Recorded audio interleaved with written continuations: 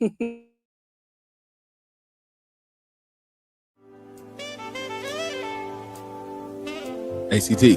Yeah. I'm about to start. Okay. About this right now. Hey, do you? Do what you gotta do, okay? You just have to be prepared to suffer the consequences of whatever those actions are. Yeah. You know? Yeah. I was so surprised at how he was looking at me. I was talking to him. I was like, do you need to say something? Do you need help? Like, use real words. And he didn't. And then so Melanie started rubbing his head. And I was like, do you have hand sanitizer? And she was like, I don't. And I'm like, oh my God, what are we doing? And then I think she's about to sneak me. So she calls my dad, and my dad comes in. He got his big cowboy hat on and everything. And I know he don't know how to read, so I ain't worried about him at all. So he sits next to me. now that I we don't know think it he wasn't about us. would use the hammer if he was using his gauntlet for evil. This just doesn't make you pure and worthy enough. That's your phone, though.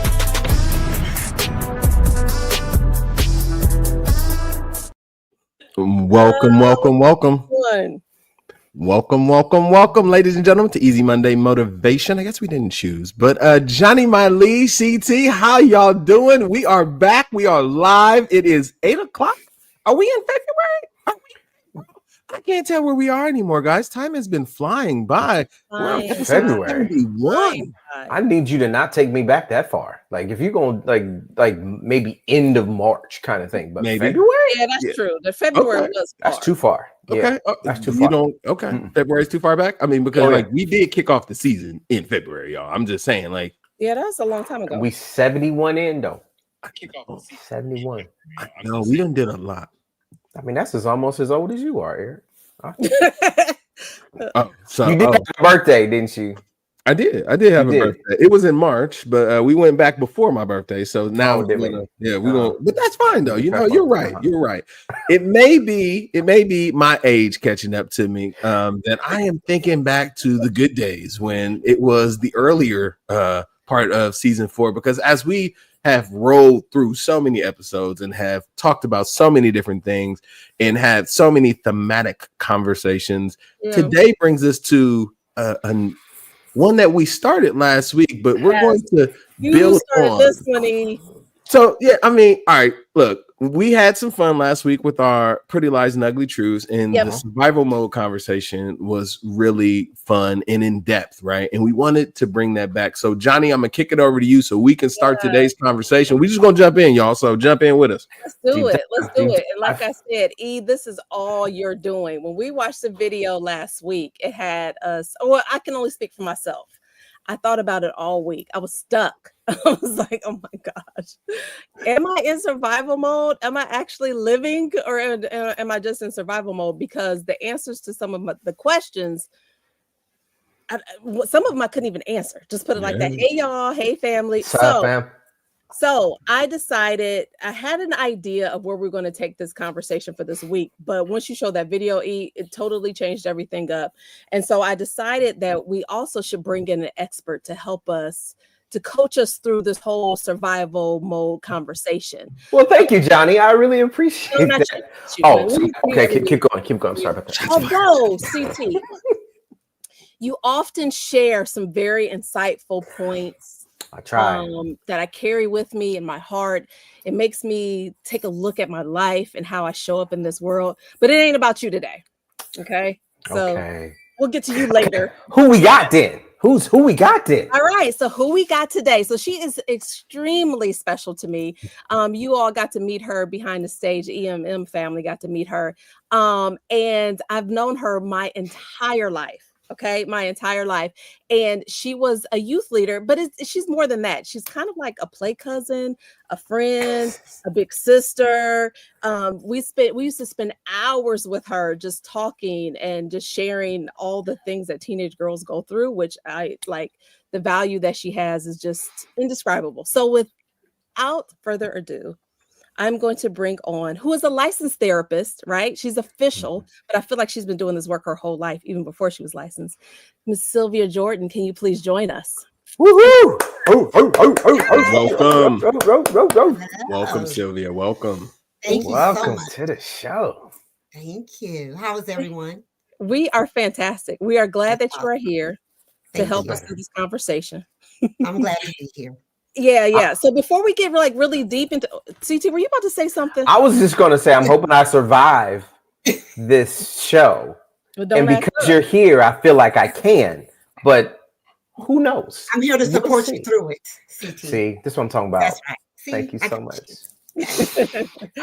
Feeling the So love. before we Feeling the dive love. into the conversation at hand here, to the real conversation, let's do some rapid fire questions. Y'all ready for it?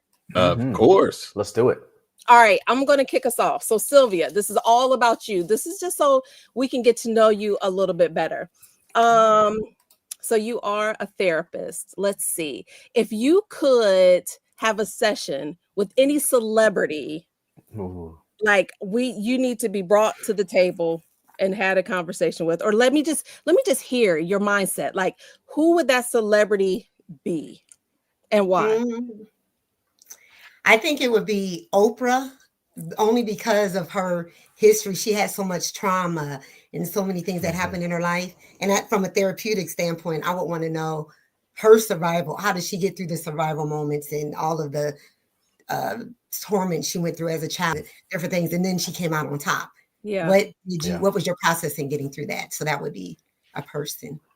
Oh, good answer. Yeah. Well, y'all know how I feel. So I think that's a good answer. All right. I'll pass it to you, brother. I got a couple questions. So pleased that you're on this line. We will keep them high level to start, and then later on we'll get into low. some. I'm ready. I figure at some point in time during the show, we will now not to be survival mode, but we'll be on the show Survivor, Last Standing. All right. So I didn't even understand that, but whatever. I wasn't talking to you, Johnny. So you always trying to, you know what I'm saying? Ask your This question. is what okay. Rest or hustle? Hustle. Why? I need to rest, but I hustle because right now I think I'm in survival mode, but got to make sure I have the money, got to make sure my family's okay. Got to make sure all of my clients are okay. I'm a big worrier for the people that I serve. So I'm always in hustle. Yeah. When Johnny was 13, what was her boyfriend's name? No. Absolutely. Oh, I'm sorry, wrong show. What is one word when you think about survival mode? No. When you think about survival mode, what's the one word that comes to your mind to just begin to level set the room? What's the one word that comes to your mind? Survival mode. One word. Let me see. Help. Help. Good. When you think about getting up every single day, you coffee or tea? Neither. Water? What do you drink? Water. Okay. Yes. When you first get up, do you grab your phone? Do you meditate? What do you do when you first get up? Meditate. Prayer, Bible verse, meditate. Yeah. If you had to choose an exercise, what would be the one exercise that you would do if you only had one exercise to do every day? What would you do? I just started going back to the gym, but I love is just hood trap aerobics. It actually ties to my second question, though. Sometimes those songs are like, ooh. Let it happen. I love the dance.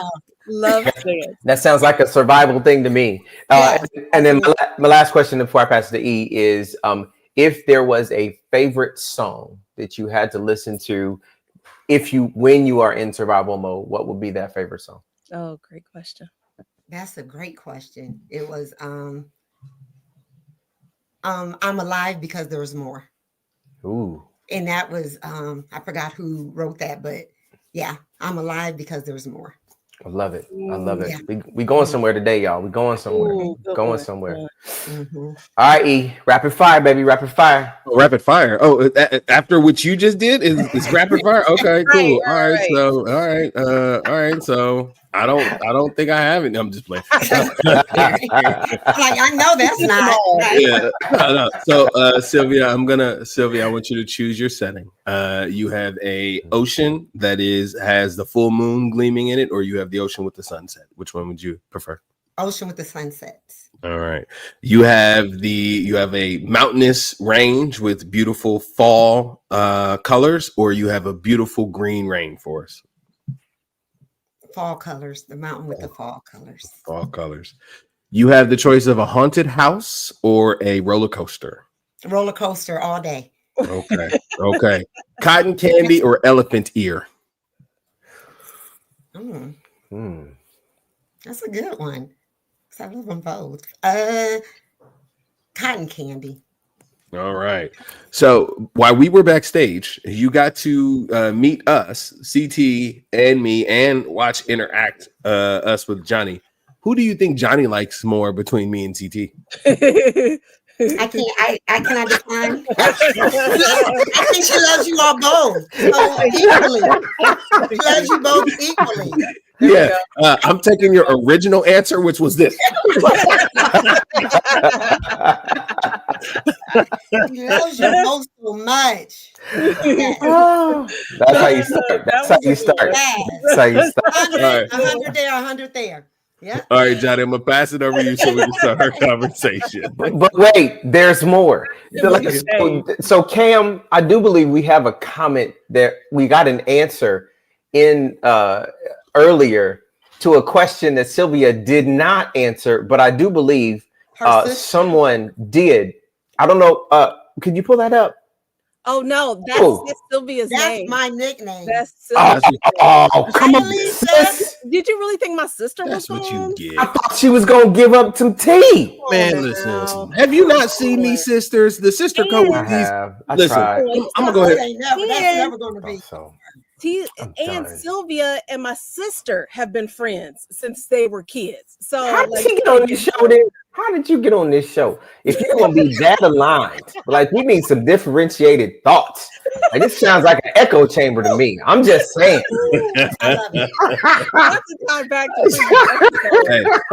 Now you know it was really funny. The fact that I thought that when you said that in my mind, I was like, that's not no boyfriend's name.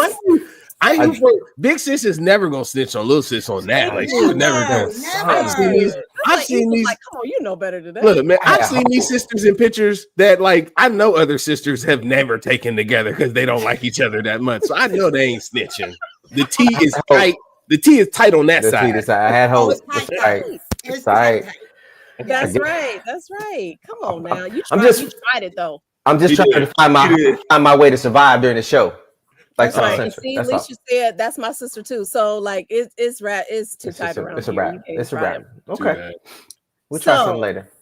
You are gonna try it too. I know you. See, Cam is not feeling that well, so I can't get him to like take you off screen or move you to the background. No. Remember, we got one. I knew it. See, I was about to say, like, don't forget, we got one. He did it earlier. You knew it happened. I told you. There we go. Because he talked mess earlier, y'all. This is what happens to him. I told him. Look at that. I love that. I was just trying to get moved on the screen anyway. So now. It was Listen. I'm loving whoever's doing that. Damn. That's Cam. Oh man, I gotta have to meet you one day, Cam. You did not get to meet Cam, but hopefully, well, he ain't feeling too good. But yes, he is the blood of this day. Yes, he be making it go down. Calm, but he's up to all the shenanigans behind the scenes. All of them. Shout out to Cam, y'all. He's not feeling too good. Keep Cam in your better, brother. Yes, better, brother. Prayers. Yeah.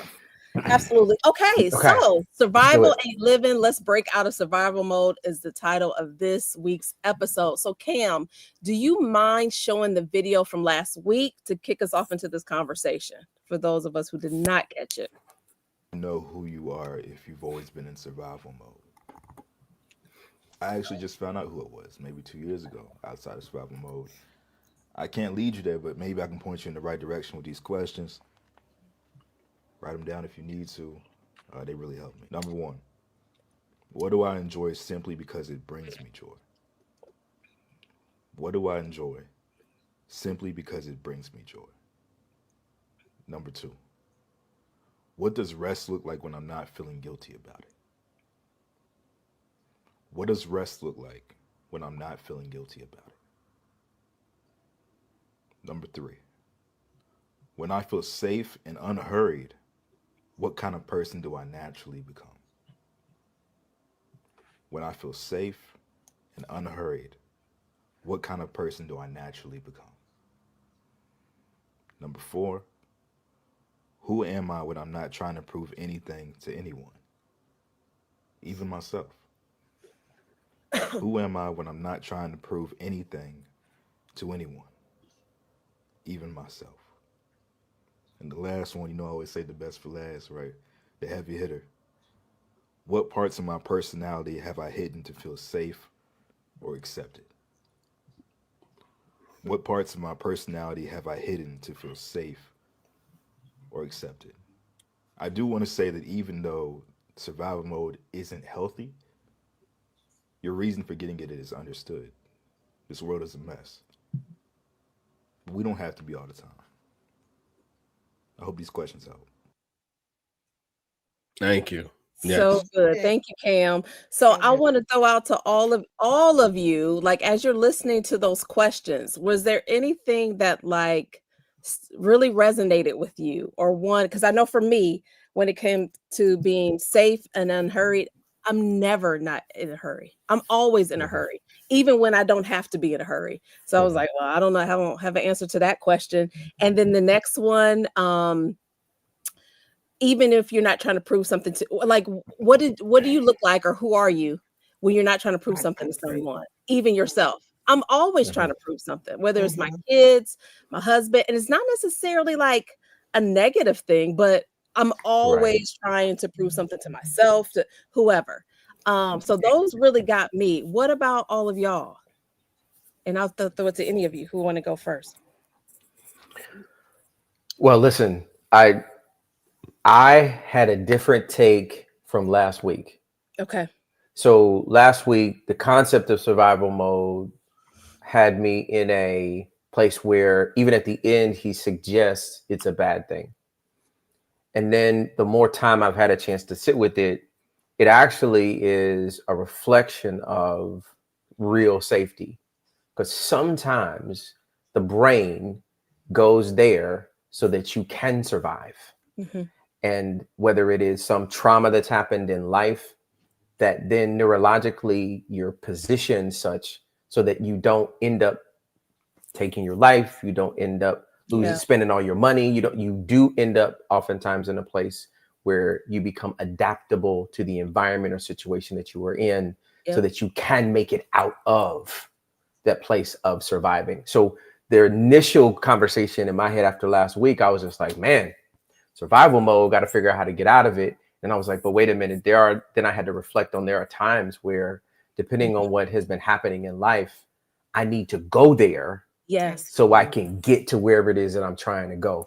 So that it triggered something different for me as we even got into this conversation today. So that was my initial impression, even listening to it again. So well, that's good, CT. So you weaponized, you're pretty much using your survival mode as a mechanism to endure and overcome different things as you survive. Is that what the way you're kind of laying out? It's a tool. Yeah. I think to the extent that sometimes we can position things and circumstances and traumas that happen in our lives in a way that are negative. But I'm reminded, if I want to go biblical for a moment, that says God causes all things to work together for the good of those who love the Lord and are called according to his purpose. And so to the extent that the thing that is happening to me, whether I see it as good, it is going to work ultimately for my good. So I now have to repurpose my brain to say I'm in this thing in a place where one might define it as survival, but it is actually a potential place of safety where I do discover something new and something nuanced about what it is that I'm going through. Because on the other side of it, I'm going to feel and sense a different kind of good because I repurposed what this bad thing was as a thing that was good. I don't know if that made sense, but I use it almost as a tool. So that was very good. Yeah, it makes total sense. Even for a therapeutic standpoint, because like you said, your brain is always going. We have something called the hippocampus and Yes. it holds all of our memories and all of our bad, and it's telling us like something's going on, but the amygdala is saying something's triggering a memory, and it's making me think of something that happened to me before. So like you said, that's where all that trauma is coming from. So it is a good thing temporarily. The bad thing is when we can't get out of it. Yeah. And that's a lot of people I'm working with, they stay in some, that's all their abnormal becomes normal to them. So survival becomes That's the good. norm, how to get out of it. But that is good for That's those good. moments to be in it. Yeah. Yeah. That's good. That's good. We have to learn to get out of it. Like, what do we do to get out of it? We don't want to stay in those moments. Yeah. Mhm. Absolutely. Mhm. Yeah. Was there anything that stuck out to you? I feel from broken. I just feel broken every time I hear stuff like this. Like I just do. Like, you know, that's what it does. It's like you listen because like I'm the one that shared the video because I watched it like 1,000 times. I was like, why do they answer the questions? Why can't I answer these questions? Why can't well like I have answers for them. So I don't feel like I'm in survival mode because I've probably been in survival mode so much that to Sylvia's point, like it's an abnormality to me that I've learned how to survive in this mode. Yes. Is that Yes. like that becomes the question. So like I 100% resonate with you, CT, to be like, did I weaponize these moments to make sure I felt safe when I needed to? Did I like thinking of like the last question, like did I conform myself in certain scenarios where I needed to because I needed to survive in these moments versus knowing that the moment I was out of it, like I would go back to X, Y, and Z. Like, yeah, I've done that. I've played the chameleon because that's the environment that I've had to be in, which in its sense is what the chameleon does. The chameleon's survival instinct is to blend in with this environment so it won't be noticed, so it can do what it's doing. So that instantly took me into the same kind of thought with you, CT, where I'm like, am I? Like, yeah, I'm in survival mode, and I'm okay with being in survival mode because there are things that I have survived because those instincts have triggered when I needed them to, and it's given me the foresight to go, oh, I see how somebody may be perceiving me. In order to make it through this scenario, I must do X, Y, and Z. So it's almost intuitive in some instances to survive that you fall into these places. But to your point, Sylvia, the fact that you may not know you're doing it, one, the fact that you may have no control of the trigger, two, the fact that it may be imposed upon you because of your circumstance, three, there are a bunch of things that make it flawed, right? Because unless it's a utilized tool or understanding of oneself that you can trigger this thing to need to, it becomes a damaging thing. It's like your car. Like you think about it, and this is I'll be done after this, but like you think about your car, right? Your car has these extra gears, right?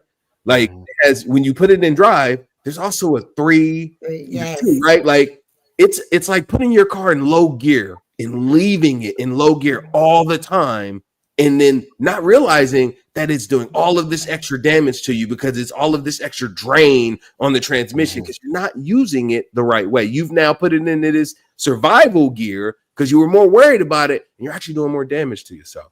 So I'm with that. Yeah, that's really good. Yeah, that is good. We got Ian analogies tonight. It's gonna be good, y'all. It's gonna be really good.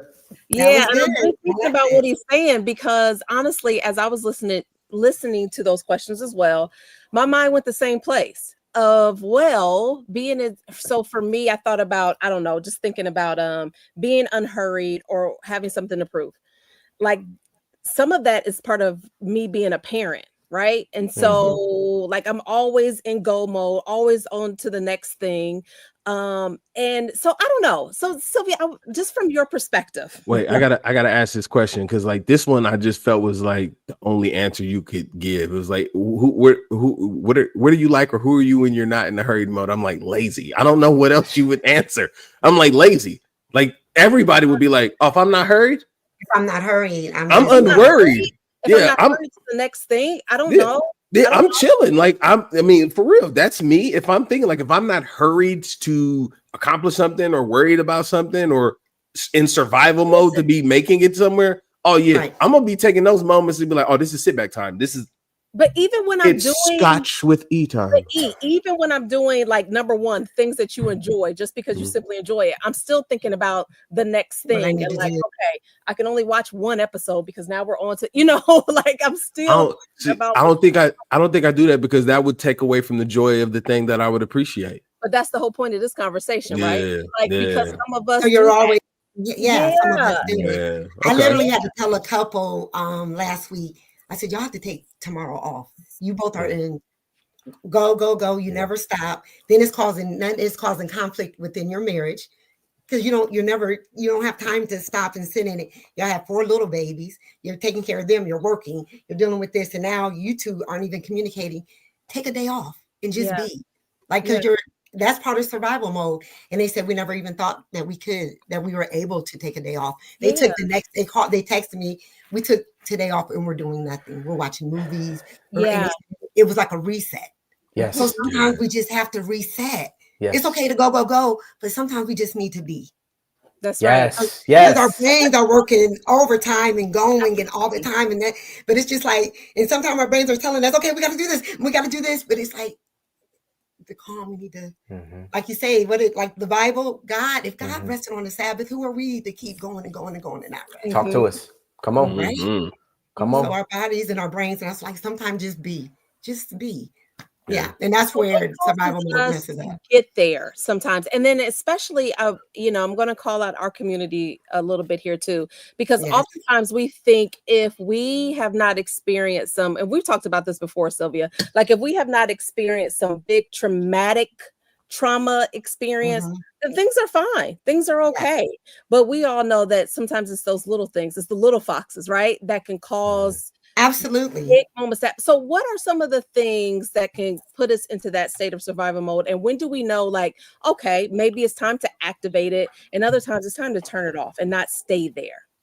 Right. So it's little things like if you're constantly arguing with somebody or somebody's getting on your nerves at work, that can put you into, wait a minute, I got to protect myself. I'm like, so you don't think that's a big deal, but it really is. It's sending you off into, I have to protect myself.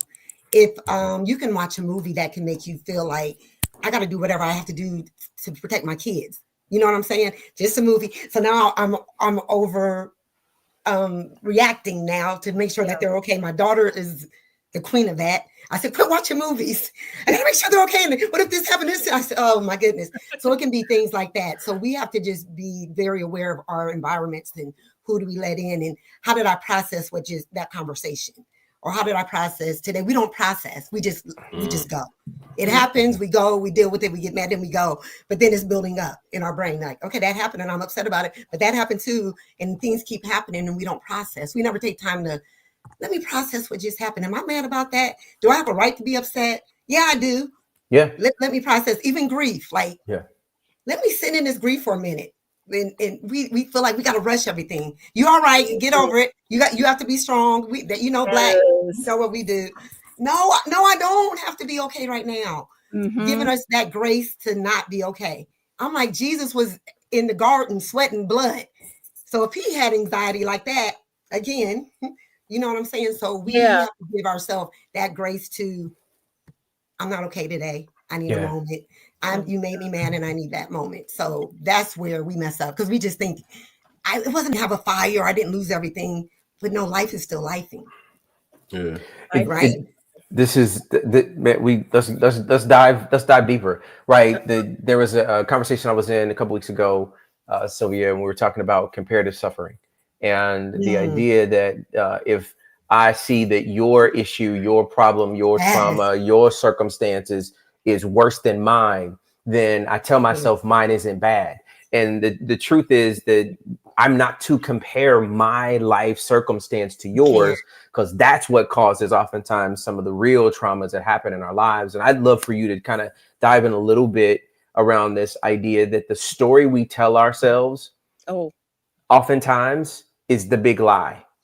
And that big lie informs everything else that we do, which is oftentimes why we are in such go, go, go mode, because we're trying to compare ourselves to somebody else that we see go and now we're lost in the proverbial shuffle. So talk a little bit about, from your therapy lens in particular, like this story we tell ourselves, how those stories are framed, etc., in the context of us being survivors. I see this all the time. People are like, well, I wasn't abused as a child, or I didn't go through this, or I didn't lose everything, or different things like that. But when you had maybe you were close to somebody and you might have had a loss, or something happened at work, or you had a breakup or a divorce or something.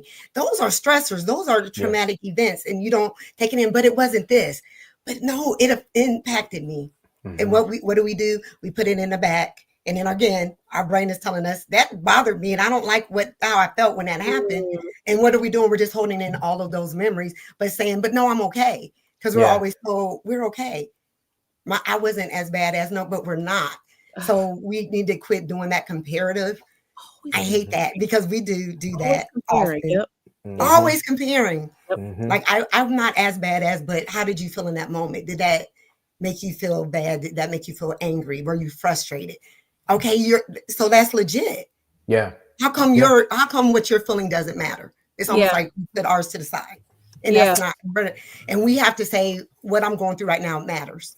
And then when we push that to the side, what happens, Sylvia? Like when we push that to the side, what happens? It just builds up. It continues to build up, and then it builds up. And then you know what? People start getting stomach problems. They don't even know why. They start getting migraines, which was me, because I was holding stuff in. And I went to a neurologist at Cleveland Clinic, and this is before I became a therapist. He said, you have a lot of things you're holding in. It's nothing with your brain. You have to let some things go. Come on. So, wait. Say that again. Say that again. You have to let some things go. Because he ran test after test. I was like, I had debilitating migraines to where I was vomiting and I couldn't go to work. And it was from stress and trauma that I was holding in and I never was talking about because, I'm okay. I had a good life. My family was good and we never wanted for anything. But that thing that I was dealing with was like tearing me up, like, okay. Yeah. And that's what happens. It comes out in physical form. Or people are always, do you see people who's always on edge? Always. They might be a boss, but they're always on edge because they're not dealing with things. It's like, why am I short? I have a client now that she's a boss. She gets on mad, always short, and she doesn't understand how people won't accept her. I said, because you need to deal with some things. Oh, no, I'm all right. Oh, no. Because her mom planted it in her head. Ooh. You're strong. You don't have to, you don't ever have to deal with things. You're okay. Get over it. And now she's a boss. She has her doctorate running things, but she still hears mom's voice. Don't you cry. You're all right. You're strong. But then she's holding in all these things. And we do that a lot. Yeah. We do that a lot. Like, you suck it up. You get through it. This is the way the world is. It's not, all of these things. And we do that and a that's lot. Not good. And we do that. Mm-hmm. Quit crying. You all right? And I was like, what you crying about? So Sylvia, I'm really not okay. so Sylvia, that takes me into my question, which I kind of laid this out a little bit earlier in our behind the scenes conversation. Where what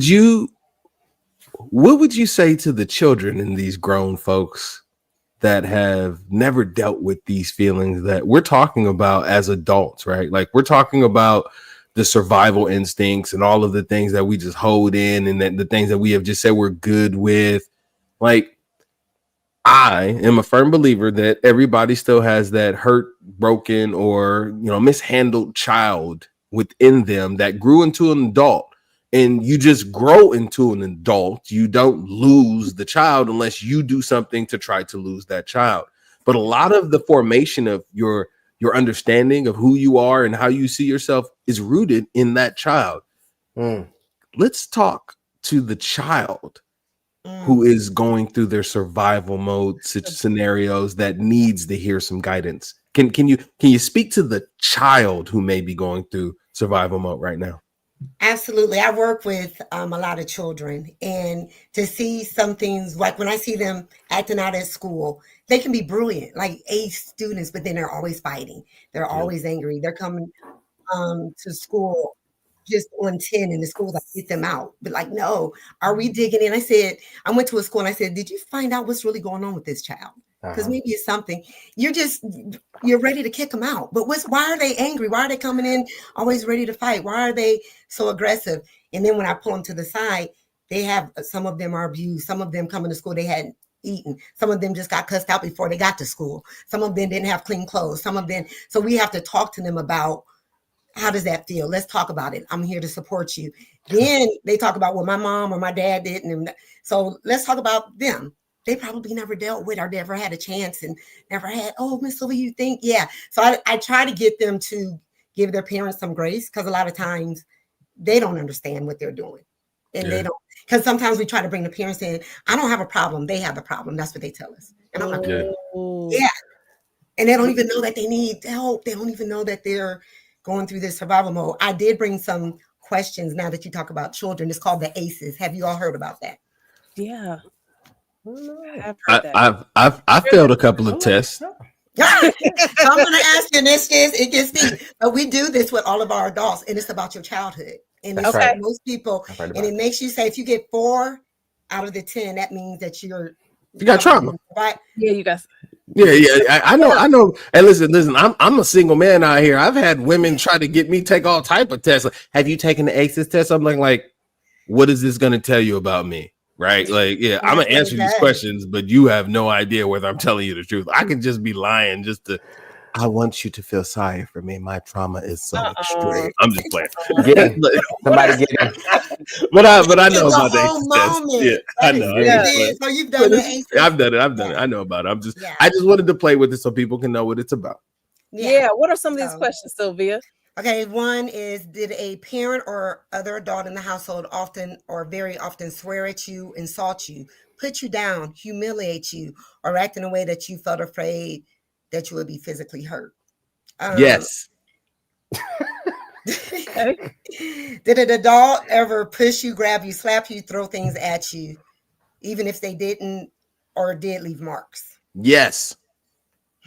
Did you have a biological parent? Did you ever lose a biological parent to divorce, abandonment, or death? Yes. Or any other reason? Did you live in a home where there was problem drinkers or alcoholics? Or used yes.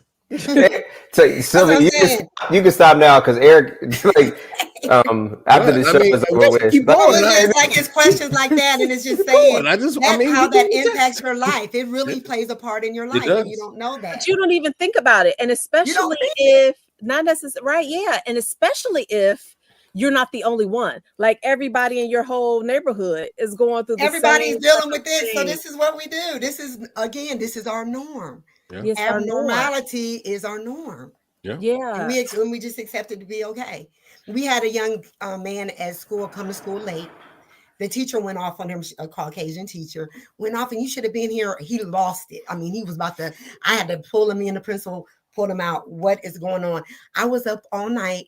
My mom got jumped on by her boyfriend. I had to fight him to get him off, and he kicked us out, and we had to walk in the rain all night. I just did whatever I can to get to school so I can get something to eat. Wow.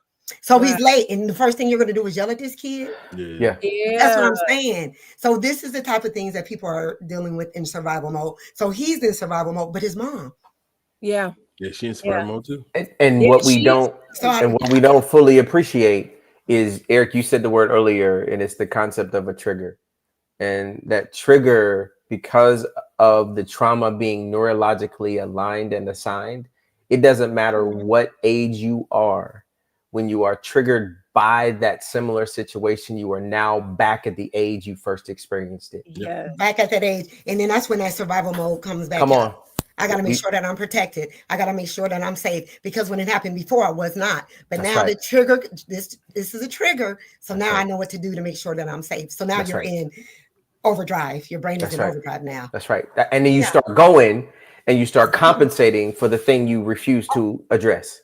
Oh, absolutely. That's why a lot of people are overachievers. Yes. I'm going to overcompensate for what I allowed, because you're thinking you allowed something to happen. It wasn't your fault. Don't take that blame on you. You couldn't help what happened to you. That wasn't your fault. But now it's like, I'm going to overcompensate so nothing will ever happen to me again. Nobody will ever take advantage of me again. Nobody. So That's why you get a lot of overachievers. Yes, Yeah. that is so Like good. that won't slow down. Can we stay there for just a second Yes, and please. talk a little bit about that when it comes to, okay, survival mode? So you're saying that sometimes it may look like you're an overachiever, right? Because I think when we hear that too, we may think something more negative, right? So like kind of like to CT's point. So what are some of the things that maybe we should look for it to know that maybe you are in survival mode? What are some of those things in our own life that we should look for? So if you're trying to like make sure everything is okay and perfect and I can't stop, you need to like, okay, am I in survival mode? Because a lot of people who are perfectionists, they're in survival mode. I got to make sure everything's right. I got to make sure, and you don't slow down. When you don't give yourself grace to say, I need a break, you're probably in survival mode. Okay. If you go through a day and you don't know how you got through that day, I've done it. Okay. I've drove to work, got home, and I'm like, what just happened today? Survival mode, right? So it's those type of things. Like your brain is really just on go, and you're just in emotion of doing things, right? Yes. So that happens. So it's just things like that. Like, and I said hyper vigilant. I wrote down, you sleep, but you're always tired. Because you're not really resting. Okay. Yeah. Because people in survival mode, they don't get rest. They don't really rest well. I was laughing because of CT's comment in the YouTube chat. Bring it up, Cam. What does it say, CT? Yeah, Cam, please bring it up. Because I saw his face. What did it say? Hi, my name is Chris, and I'm a recovering perfectionist. Are you in recovery, CT? A recovery. I'm in recovery. I'm in recovery every day. I was having a moment where Sylvia was talking. I was like, "Oh, I'm triggered. Oh yeah, I'm triggered. No, buddy. We're not doing that. We're not doing that." And because oftentimes because we are in such visible positions. Yeah. Because we are continuing to move in our careers, the more visibility you have, the brighter the light shines on you, the more scrutiny comes to you. And then there is the story that we talked about last week around this concept of being an imposter. So I have to impress because the light is shining brighter because I'm getting to this place where more people see the thing that I'm doing. And if I have not addressed the unspoken story, absolutely, the perfectionist person who needs things to be right, come talk, Sylvia. Give me good language here because I'm in the middle. I'm in the middle of my right. I know I can't because that person is still there, but I have to because everybody's watching now, so I have to present. And we can't show that person. So what's also true is that the constraints of the place that we choose oftentimes help facilitate either the imposter or the person we can't be. And I'm gonna go even further, CT. I think it's bigger than the place. I think it's this. It's the place in which we live. I'm trying to be careful with what I'm saying. Like it's society. Yes, society. We've been taught that it's not just a building, right? It's especially if we're talking to our community, the Black community. We've been taught that. Like, absolutely. Whether showing up at the grocery store, going to wherever it is, like you have to present yourself in a certain way to be accepted, to be palatable, like to be okay, to be approachable. I don't know if that's true because I mean I go out with my hair bonnet on and my fuzzy slides on, and I don't think nobody ever judges. I'm just playing. I'm gonna stop. I just judged you, and I didn't even seen you in your bonnet outside the house. I'm sorry. No judgment zone. No judgment zone. No judgment zone. But do you feel like when you're out in public around different people, or do you have to? Are you putting on airs or being an imposter? Do you think you have to present a different way? It's a fascinating question. Like, but this one's interesting. This one's interesting because we did kind of touch it a little bit last week, but like depending on the environment you're having to go in, you conform, don't love that word, but whatever, right? You conform to that environment that, like last week, the guy was fussing because he didn't want to wear what he wanted to wear with his tattoos on to his wife's job, right? Like, my guy. Yeah. My guy. Like it's just not. It's not that deep, and yet I do even find I had something I had to go do recently, and I was talking to my wife about what I wanted to wear, and she was like, "You need to wear a tie going to this environment." I was like, "I don't wear ties anymore. I don't want to wear a tie."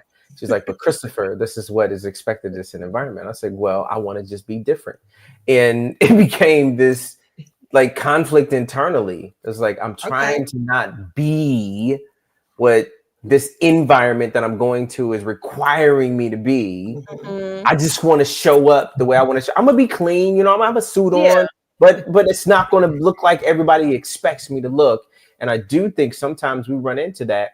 And maybe Sylvia, talk to us a little bit about what is that a part of survival mode? Is it just like what might that be? Yeah, I think for our community it might be because we've always been told what to do, how to survive, how to act, how to show up. So of course it feels like we're just like, well, dang, here we go again. So you know what I'm saying? So I think that puts us back into that survival mode back from slavery. Like, you're going to do this, you're going to wear this, you're going to do this. So now when we're told that, sometimes we want to be resistant. Like, why do I have to?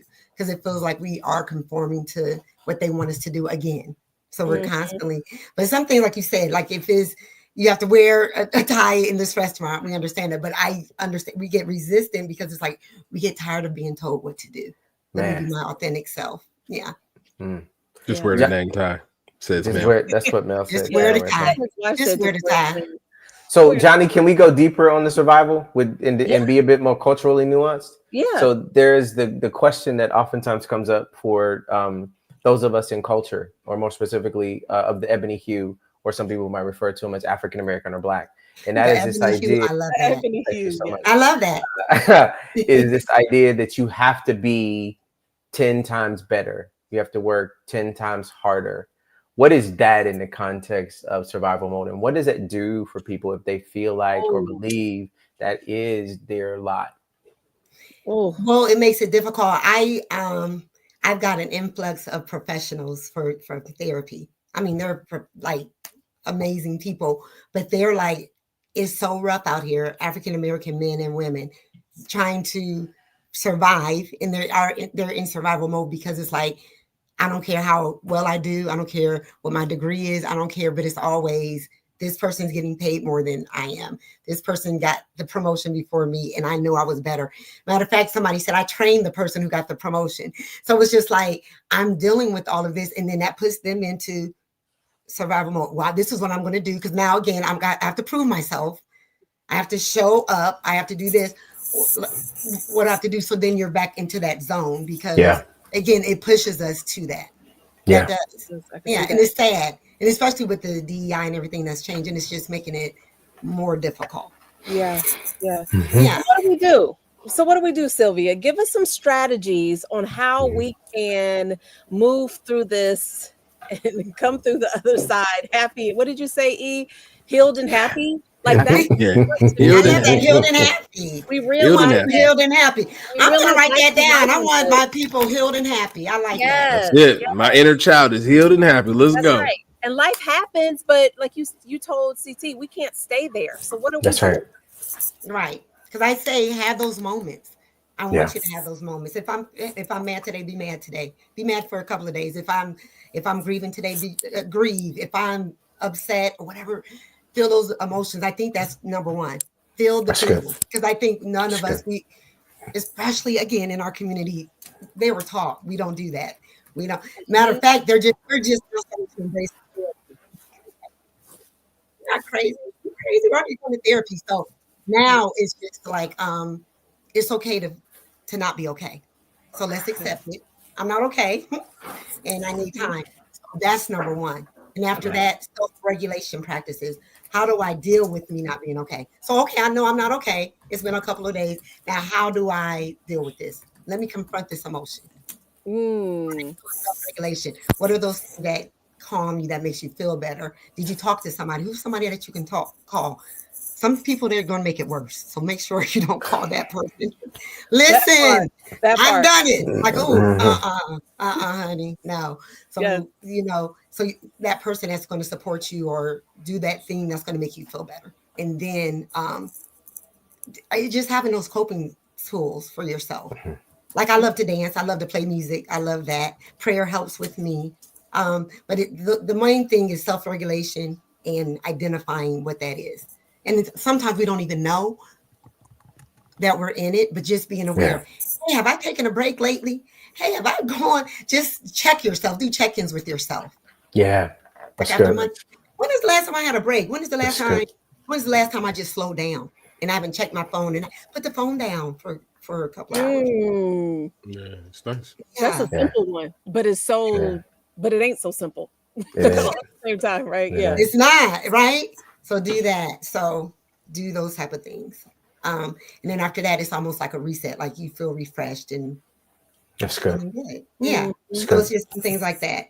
And make sure that you're getting out too. Because some people, I'm the type that I stay in. Get out the house. Yeah, get out. Yeah.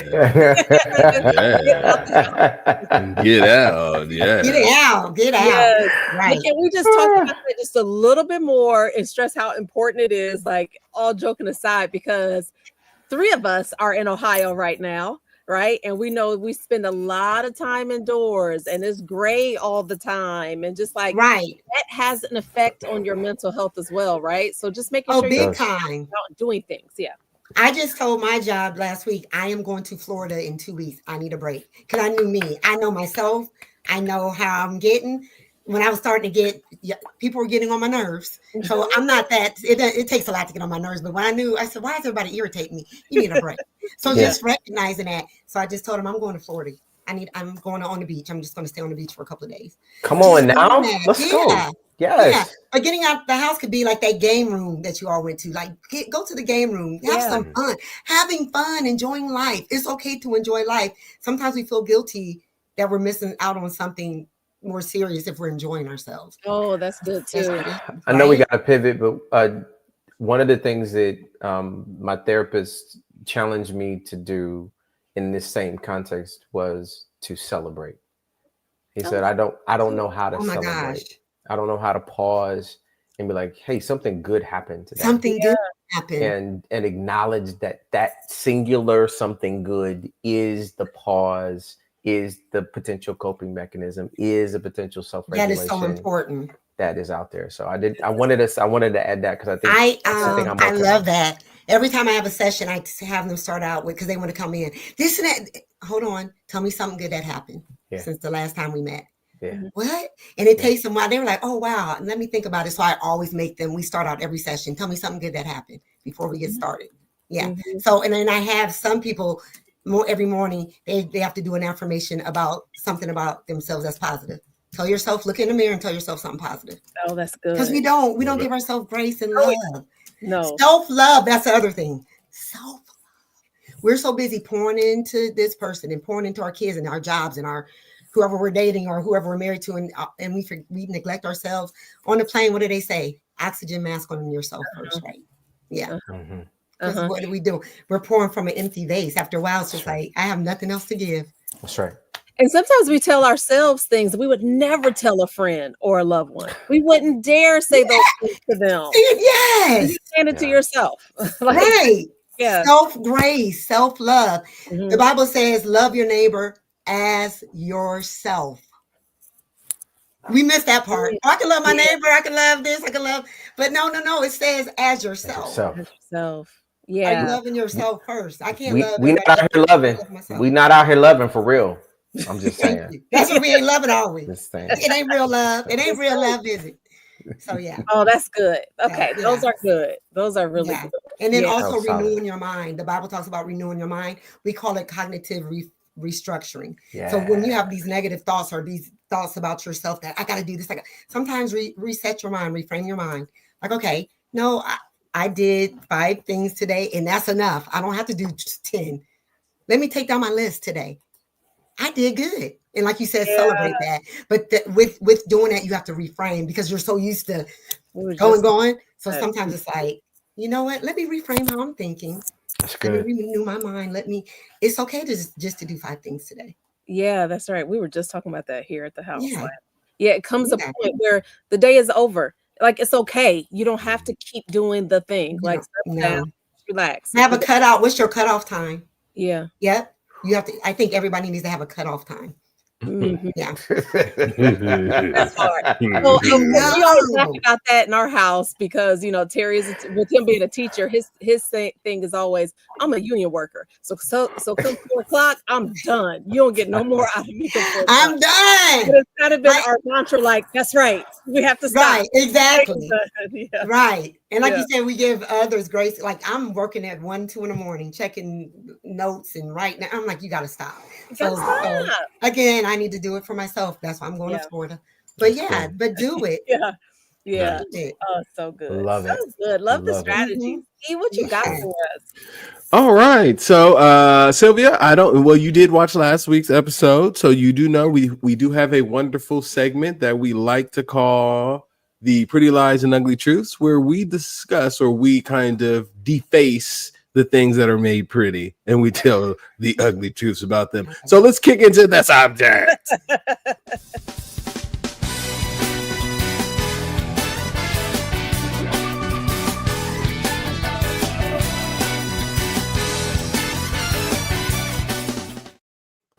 All right. So welcome to Pretty Lies and Ugly Truths, where we do dispel the things that you have been told are so well. Now, the thing that we're going to talk about today, I do have a video we're going to watch, but I want to ask the question before we watch the video.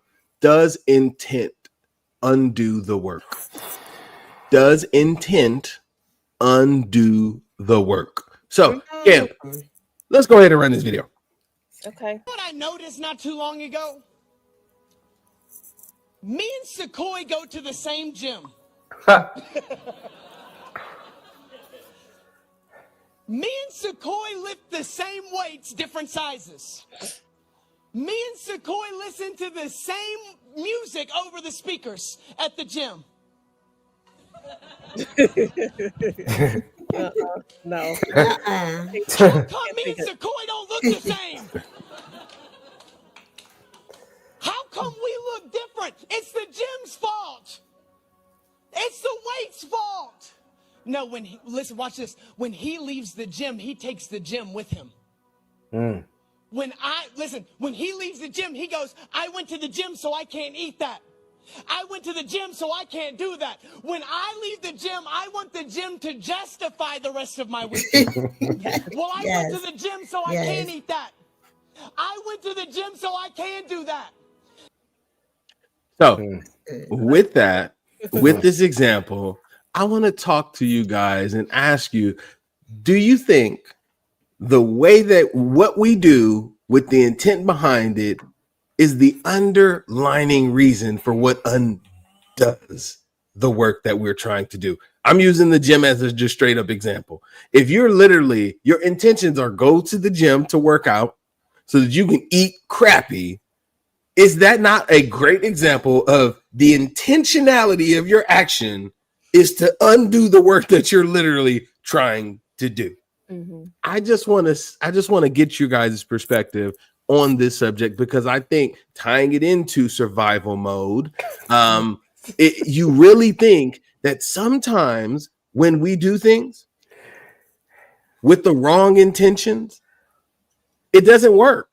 Or it does work in a ways that we don't intend it to, but the intent behind it is really what undoes the I would even say the satisfaction, the outcomes. Like, it really can undermine everything in what you do. A millionaire who gives money to somebody with the wrong intentions, does the money do good things? Yes. But if you actually research the intent behind why they were doing it and found that it was a flawed or malicious intent, does it undo the philanthropy here? Does it undo the giving? Does it undo the work that was intended to do? So, Sylvia, with you being our guest, I want to hear your perspective on that. I feel like you said, how does it make you feel after you find out? You know what I'm saying? Like, even with him, he's looking at the guy, he knows, like, listen, I'm going to the gym, I'm gonna eat, like, right? So, but he's like, but my outcome is completely different. So what was that feeling to that? Is that going to change how he enters that situation now? If I received a bunch of money from somebody and I knew they were just doing it to say, oh, I gave this woman because she's a Black woman and it makes me feel better, like for their own purposes, I might feel some type of way. Like, you know what I'm saying? So it does. It's just like, I think it's based off of how does that make you feel in that moment with with that intent, even if it's not the right intent. How do you receive it? Yeah. Yeah. I agree with that. Yeah. Okay. What about you, CT?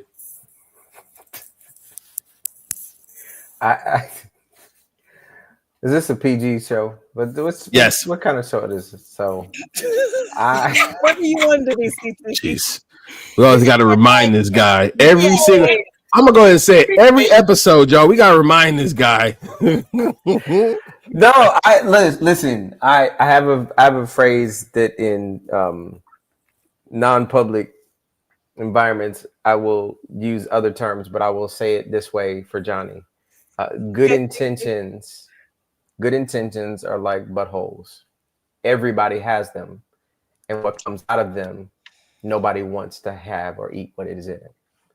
You are always needing to understand the impact of the thing you are doing. So the ugly truth is, everybody thinks they thing is good, but just because you think it's good, that's the pretty lie you tell yourself.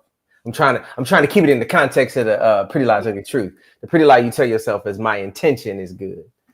The ugly truth is you haven't considered the impact or the outcome. And the reality is, or at least one of the realities I watch happen, is that many people focus so much on being intentional without having context for what that intent is supposed to produce. That then they maneuver to survival mode because they see someone doing the intended same thing that they did, to the video's point, not getting the same outcome. Because the gentleman, I can't remember his name, but the gentleman who looked like what the gym could produce went with impact, not intention. He wasn't going to the gym to work out. And that's the difference. Yeah. There's a difference in that. It's a difference. And so how I described it early in my oration may not have been the most eloquent of the things I have said in the context. And how did you of the describe show. it again? Say No, it we're again. not going back to it. No, we're not. Johnny, you're Why I didn't cuss? I didn't say you did. I didn't use any bad language. No, you didn't use any bad language. But when we get off the podcast today, we're gonna have a conversation about what you implied in your thing. So, Johnny, what about you? But the impact, the impact was felt. The impact was felt. Yeah. You definitely The impact. Listen. If we chop that segment up, somebody is gonna have a field day with that video. All I'm gonna say is, please don't make a clip of that. Johnny, what about you? What about you? You think? Yes, I do agree with what both of them have said, even though CT may have said it a little, whatever, not so PG. Definitely, I believe in how it makes you feel. But you know what I was thinking about from my perspective is when I do something that may have ill intent and how it makes me feel. That's good. So, yeah. So like that's a big deal. Yeah, like not too long ago, I'll give you a perfect example. I was with some friends or some coworkers, and downgraded. I'm just playing. But no. It's fine. It's fine. And someone had did something, and we were kind of like texting about the person, and then all of a sudden, it was three of us. One of us just stopped in the middle of the conversation and later on she said, "I felt like I was being a mean girl," and it just didn't feel right. Although it was funny, kind of like the situation. The person was driving kind of crazy, and it was kind of funny. Like, oh my God, how did we get in this car? But it made her stop because I felt icky when I was doing that. And so I was like, I knew that's why you stopped, because I was feeling the same way. In the very moment, I felt like I was being a mean girl, and it just felt weird. So when I think about intention, it's like, what is my intention, and how is my intention making me feel? Like, am I coming from a pure good place, or am I coming because I'm being like a little? Because I'm being. I'm being that. Absolutely. Yeah. Okay. I like that. So I would agree with all of you. I do think that in intentions do matter. I do think that you can have good intentions and make bad decisions and do the wrong thing and still hurt people and all of the things. So then at the end of the day, like, intent, while it does play a factor, it is not holistically the thing that you land on. To CT's point, it becomes intent with context that has impact, right? Mm-hmm. Like if your intent doesn't have any contextual impact into the thing that you're trying to do for or with somebody, mm-hmm. and it has the opposite effect, it don't matter what your intent was. If your intent was to give me $1 million and then you gave me $1 million, but then I got taxed $1.5 million. Yeah, it's great that you intended to give me money, but the result was you impacted my taxes, and now I got to pay a bunch of money because of what you did. So great intent, but what it did to me is not great for me. Absolutely. So, and I think a lot of times, like, people try to mask their thoughts behind good intentions, even though they're aware of the impacts that they may have on people. So yes, I think people, I don't think people are even being that deep. I don't think they're thinking about the impact it's going to have on somebody else, which is why it's not a good intention. It is your intention.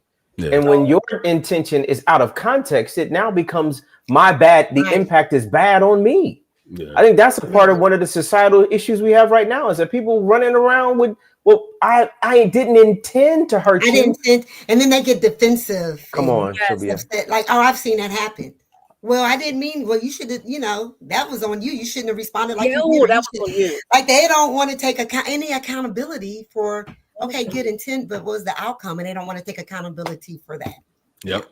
What if we just started telling people, no, you meant to do that? No, you did. You meant to do that. Oh, you did that. Yeah, you did that. You meant to do that. Own it. Own it.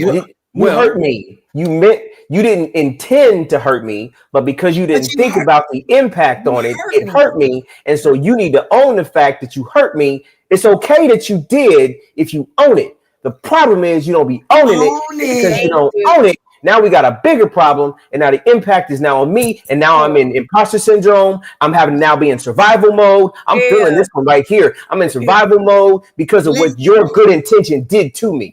I'm gonna go sit in the corner now because I felt that in my shana. I felt that. Yeah, your shana knot came out. Yeah, that was real good. You ain't gotta go sit on that one. Okay, thank you, guys. Thank you, John. So I will agree that the pretty lie of this is that good intentions are a thing, and the ugly truth is the outcome tells you what the real intentions tend to be. So if somebody had good intentions for you and the outcome is not for you, I don't give a dang what you intended, because you didn't think about me. You intended for something to happen. What happened was not good. So scrub your intentions and That's so right. I'm thinking about all right. Well, thank you guys for bringing that conversation to light, because I wanted to tie that into the conversation. Well, I'm trying to be more intentional in my. You saw me cue that up. All right.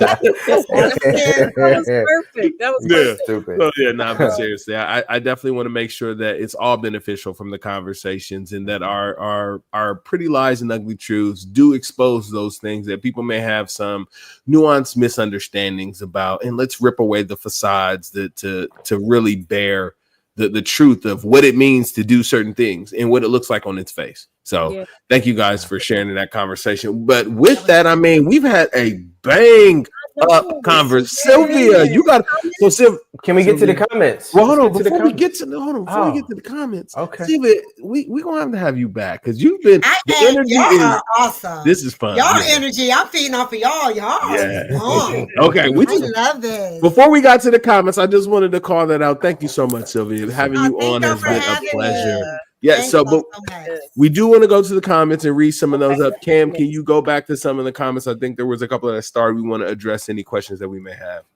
All right. So, my survival mode was to shut down, close the door, and total silence the situation. Yep. Mama, that is survival for a lot of people. Yeah. That is survival. Isolation is survival for a lot of people. Big time. But Sylvia, we sort of talked about this a little bit. Like, what does that do though? Like, You just 'Cause you're shut not, down. you're just shutting down. You're not dealing with it. You're not speaking with anyone. You're shutting off everyone because you're thinking that's going to help. But it's not. Sometimes to confront the situation or just to have somebody there, even if you can't confront it directly, just to have somebody that you can speak with about it. Because all you're doing is holding all that in, and your body is saying, I don't like how my stomach is kind of hurt, or my head, or your brain is telling you, we don't like how we're feeling right now. We need help, right? Yeah. Your body will so that's tell what's going you. on. Your body speaks to you. Yes. For sure. Yeah. It will raise the stress levels in your body really quick. The faster you. I'm just gonna say this just to kind of like expound on that a little bit. Like the child in me, and I bring that up because I think it's important that we recognize that the way we deal with stress starts from the way we dealt with it a lot of times when we were kids. You would shut down, you would be quiet, you would do this, you go to your room, and that's how you dealt with it, right? Yeah. So for me, the child in me that didn't know how to deal with stress, the adult me, you had to go back to teach him to go like, no, it's okay for you to be mad, punch your pillow, and scream and do all those things. It's okay. You can do all of those things, but at the end of the day, you're not going to make your decisions when you feel that way. You're just gonna feel that way. And once you're done, we sit down and you relax and you're playing your video games again. We can have this conversation, and then the child can make the decisions when you're in that mode. Do not make big decisions on temporary circumstances. Though, if you're in survival mode, trauma, dealing with something, I did it. Johnny knows I did it. When my brother was my best friend. He passed away. He came to see me graduate. He always told me, you need to be a therapist. Go back to school. Came to see me. I was living in Florida. He flew back. He came off the plane and he collapsed and he passed away. So I'm holding all this guilt and hurt and going through it. It's been 5 years and I'm just now starting to really deal. But by the end of that year, I'm engaged to somebody I never even dated. Nice.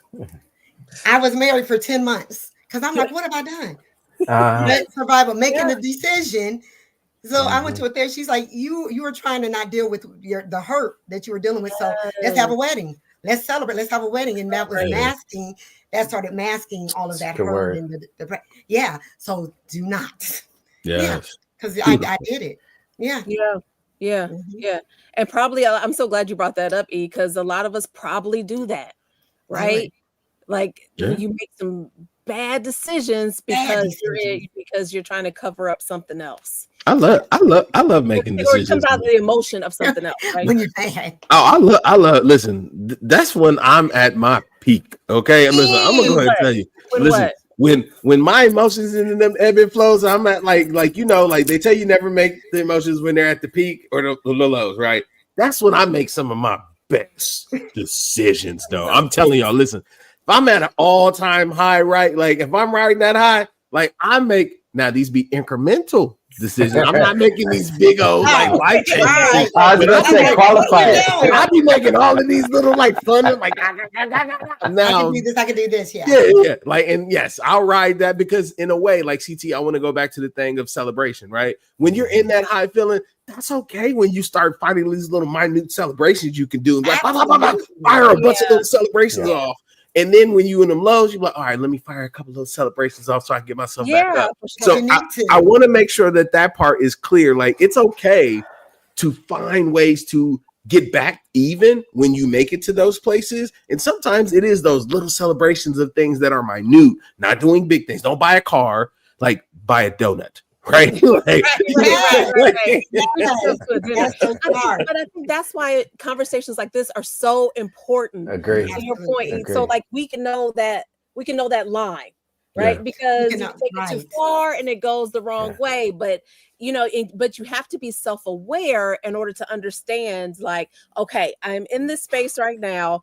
I can buy the donut or I can treat myself to dinner as opposed to making some big life-altering decision that I'm going to regret later or whatever it is, right? But I don't know. I'm pulling the Sylvia. I'm getting married. I swear I'm gonna go through a midlife crisis. I'm gonna be married for all of 5 days. It's gonna be off the chain. We get married in Vegas. It's gonna be a hangover, and y'all gonna be invited. This is gonna be a whole hangover thing. I called my sister that night. I said, "What have I done?" She said, "Wait, what?" Oh no! Oh no! Yeah. Don't worry, E. We're not gonna let you do that. Thank you. I'm gonna jump in on that, E. I'm gonna stop. E, don't do it. Don't do it, E. The whole EMM family is coming for you. The whole family is coming for you. Yes.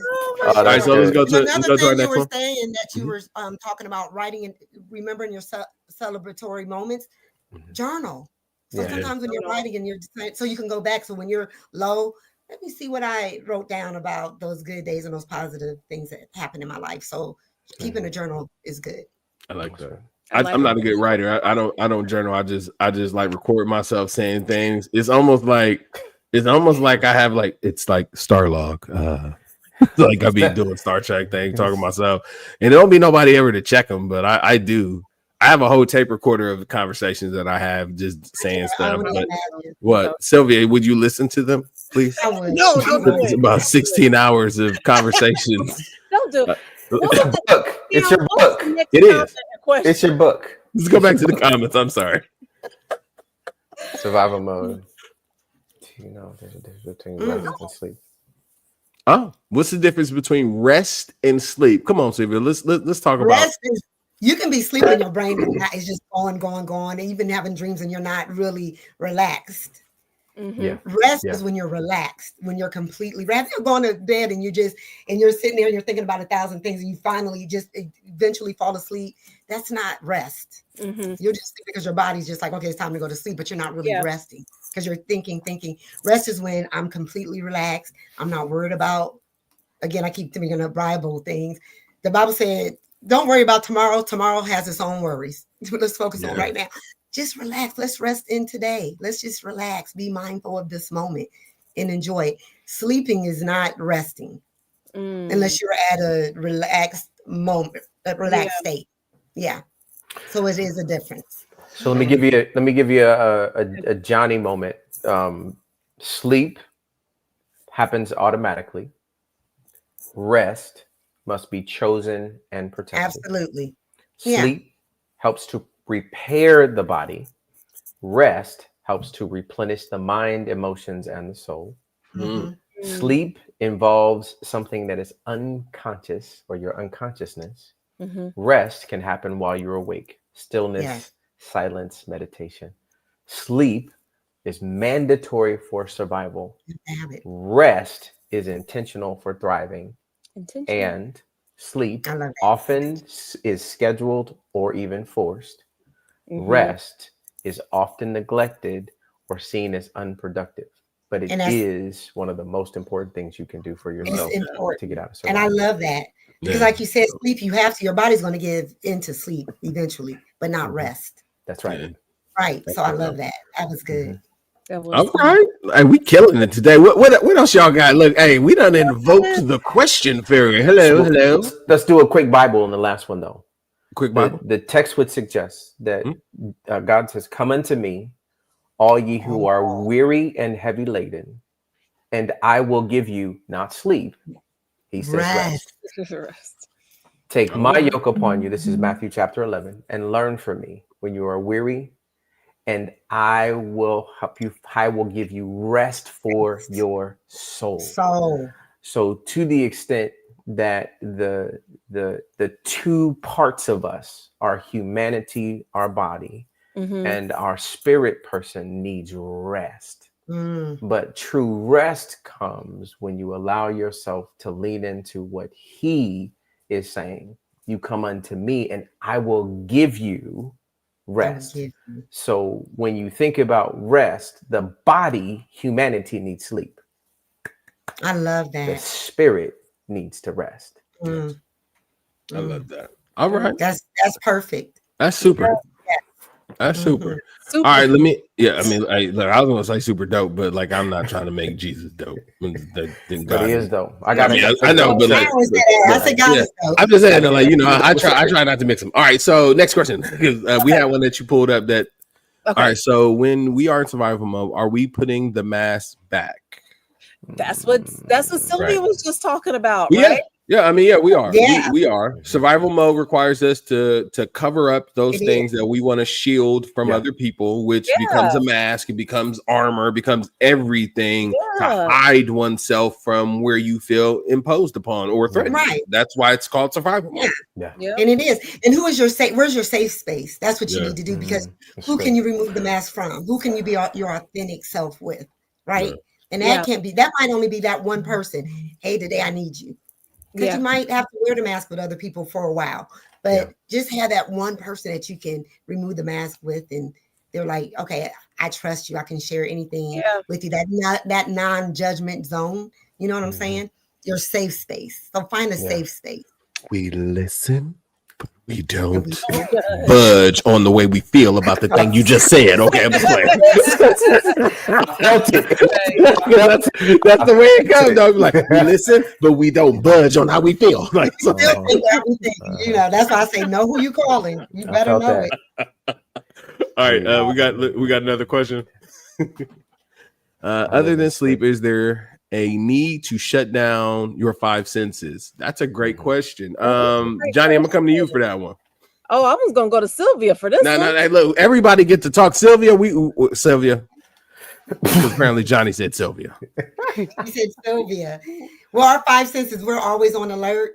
Yeah. So still, and we actually use our five senses when we're like, if we're anxious or we're upset, we use our five senses to help calm us down. So your five senses can be a calming tool. Mm-hmm.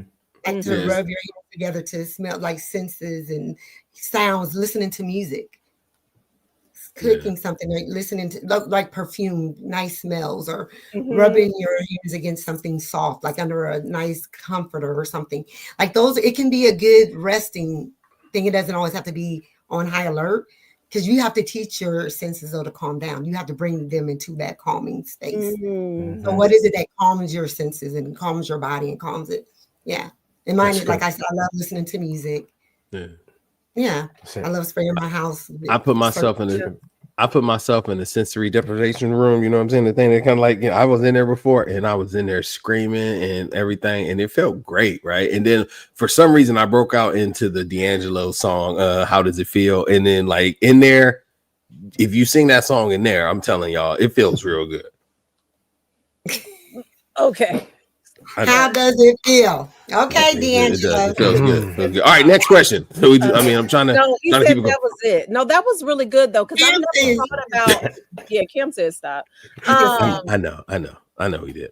I like how you said, Sylvia, teaching your five senses to to come into that space. That's what I was stuck on. That's what I was kind of just sitting here taking that all in, because I never thought about it from that perspective. No, because we're controlling it. Because I've had people who have anxiety disorder, and I have to always teach them, okay, what can we do? Let's practice it to calm yourself down. Yeah, and it's always your senses.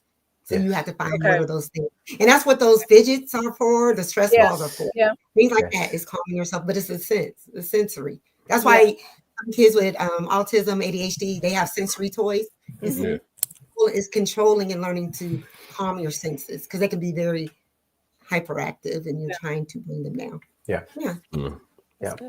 I do want to answer the question that was pointed to me, though I know they wanted to skip that one. It's okay. You get some questions every now and then. People want to know what I think too. When you're Evan, ain't that is when you want to dunk or take that step back three? Yes, I'd be so pumped to be like, I know I can dunk from the 3-point line at this point, right? Because that's what the high makes you feel like, right? And then like the low makes you feel like you couldn't make any shot that you ever would want to shoot, right? But the goal is to not try to take the most extreme shot, is to take the shot that you've practiced the most, right? It's the thing that you're most familiar with, right? So that's when you go for those layups. That's when you go for those free throws, because those are easy shots that you've practiced, and you should have a higher percentage of success in those things that you can get those easy wins. Don't try to go for the half court shot because you feeling like you can make every single shot and then put the game on the line. I love that. That's good. Well, here we are. All right. So we have this has been amazing. This has been wonderful. Sylvia, thank you again. We're gonna have you back. Yeah, we're gonna have you back. Matter of fact, and I'm gonna try to sign up for some private conversations with you so you can try to give me some tea on which one she would choose between CT or me. I said love for both. She loves you both. Yeah. I saw you just flail again. I can tell when people flail, Sylvia. I know the difference. Okay. I may not be a licensed therapist, but I've been therapized. But we do want to go into our final thoughts. And I would like to open up for you to give our audience your final thoughts on survival mode, as well as anywhere that they can follow you, find out more about you, or, reach out to you and get some of the healing that they may need? Oh, that's amazing. Thank you. Final thought is recognizing what survival mode is. It's just like when your body, your mind, your thoughts, like it's just trying to make it through the day. Like I just want to make it through this moment, right? Yeah. But learning like it's okay for me to have those days, giving yourself grace, and then finding the tools to come out of it. Finding that person that you can connect with, finding that activity that makes you feel better, and doing things that's going to help you, but recognizing what that is, recognizing what are your triggers and trying to remove yourself from certain things. Because everybody that you think is good for you might not be good for you. Every single place that you go might not be the best thing, right? Because I had to learn it. When I moved back, I'm like, oh, who I thought were my good friends are not. You know what I'm saying? I can't name because it was kind of triggering for me. So you have to recognize those things, and it's okay to change friends. It's okay to cut people off. It's okay to block people. It's okay to get off the social media for a while, and just learning those things, and give yourself grace and rest. Give yourself grace and enjoy life. It's okay. We don't always have to be on go. We don't have to be perfect. We don't have to do everything right. No one's perfect. So that's good. Except CT, who is recovering. So CT, I'm gonna come to you for your final thoughts. Recovering perfectionist. I guess two schools of thought. Coach Chris feels like he wants to say something here. In my practice, one of the things that I talk about is this concept called traumas, triggers, and truths, where you have a trauma that is triggered, you are now in that truth. And the only real way you get beyond that trauma is by having an experience that tells the new story. So you have a new truth. And I always remember there was a time in my life when I was younger, I almost drowned. And that trauma informed how I showed up when water was involved. I didn't swim. I didn't go into pools. I didn't go into lakes, because that trauma informed until there was a time where my children were younger, and we sent them to get swimming lessons. They knew how to swim. So I was an adult. My children were swimming. I was not. And something in life said, I need to change that, because I don't want to be in the 3 feet with my children swimming around and I can't now participate with them. And so I learned how to swim. But here's the trick.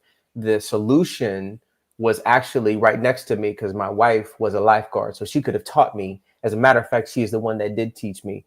But it took me years to live through that trauma, not even realizing that the solution was right next to me. And what you have to, that's right. What you have to recognize is that survival is only a temporary address. It is not a permanent one. It is. And if you are in the midst of going through something in your life where there is a trauma that is now being triggered by something either that has happened, that has been said, that it has been done, I want to challenge you to confront it, find a new truth, and the solution might be right next to you. Right there.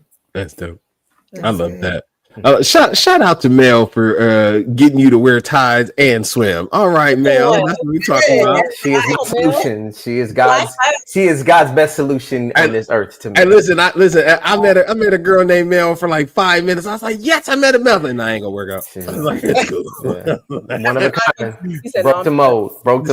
Yeah, I know, right? You found the authentic. So, Johnny, my liege, I'm coming to you for your final thoughts. Yeah, I think this was so good. I needed to hear all the things that we were talking about today.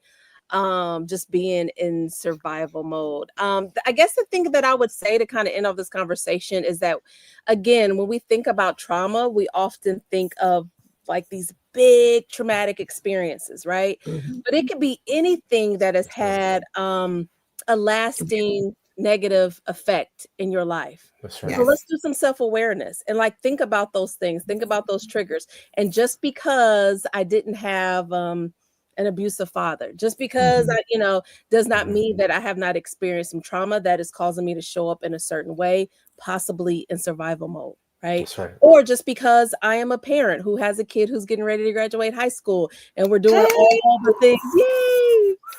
I have to sing it. But yeah, like, and we're doing all of the things to working up to this date, getting off to college, all this stuff, where it's kind of putting us into a survival mode where we're like, wait a minute, how are you doing today? We haven't even looked and checked in with each other. Right. So just kind of be self-aware. Take some time to check in with yourself and those that you love that are around you. Because you just may be in that mode, but you don't have to stay there. That's good, Johnny. That's really good, Johnny. I love that. All right. So for my final thoughts, I'm gonna pull a thread that we started on, and I'm going to tie a bow around our conversation. So during our conversation, Sylvia, you brought up the ACEs test. And the answers that I gave y'all were honest. Yeah. I wasn't playing. A lot of people always think that I'm facetious in the way that I act and the way that I play to add the humor or the levity to conversations. But I take my life seriously, but I also laugh at my life, because if you don't laugh at life, life will probably laugh at you for taking it so serious and thinking that you were in control of it. But ideally, I say that to say that there's a lot for us to go through. There's a lot for us to endure. There's a lot for us to try to rationalize and reason with in our lives. And we don't have to do everything from survival mode. That's right. Everything does not have to be from the lens of survival, right? We can heal. We can be whole. We can be healthy. And we can make better decisions than we would if we were making them from our ebbs and flows of highs and lows. And if you continue to feel that you're in a roller coaster in life, I want you to know that you are most likely in survival mode. Because anytime that you're screaming and throwing your hands up and hollering, and it may be fun, but it may be scary, it may be terrifying, you don't know when you're going to be able to get off, you're probably in survival mode, because you don't have any understanding of what's pushing, driving you, or taking you through the experiences that you are having. So I'm going to ask everybody to take the time to stop, put your hands up, rest, ask for the help that you need, and step away from everything so you can survive in the world, and then not just be in survival mode. Surviving is not just being in survival mode. Knowing when to use it is surviving. So that is it. That is all I have. Every now and then we might have a little bit of stuff right here. We're going to sprinkle on there. A little sprinkle of knowledge. A little bit on my Sylvia is the bomb, though.